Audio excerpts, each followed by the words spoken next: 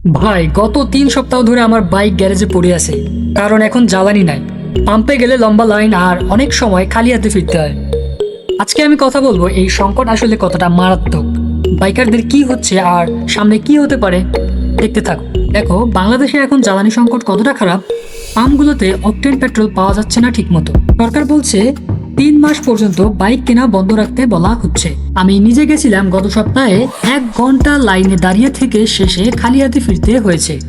এটা শুধু আমার গল্প না, আমার কাছে আরো অনেক বাইকারের মেসেজ এসেছে, তারাও একই সমস্যায় পড়ছে। কিন্তু আসল প্রশ্ন হলো, এই সংকট কেন হলো?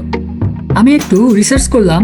প্রথমত, বৈদেশিক মুদ্রার রিজার্ভ কমে যাওয়ায় তেল আমদানিতে সমস্যা হচ্ছে। দ্বিতীয়ত, আন্তর্জাতিক বাজারে তেলের দাম এখন অনেক বেশি। তৃতীয়ত, দেশে মজুতদারিও একটা কারণ বলে অনেকে মনে করছে।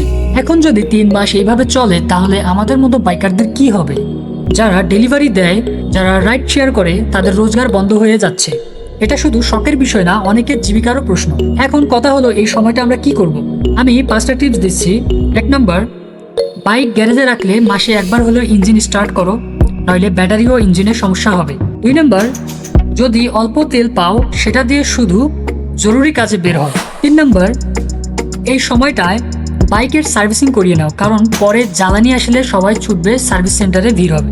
4 নম্বর, নতুন বাইক কিনতে চাইলে এখন রিসার্চ করো, দাম বা অফার দেখো, সংকট কাটলে সরাসরি কিনতে পারবে। 5 নম্বর, সরকারের আপডেটের জন্য নিউজ ফলো করো, হঠাৎ জ্বালানি আসলে যেন মিস না হয়।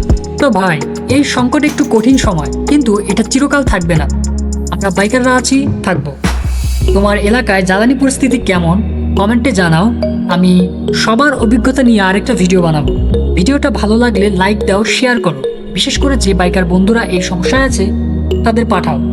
আর এখনও সাবস্ক্রাইব না করে থাকলে করে ফেল।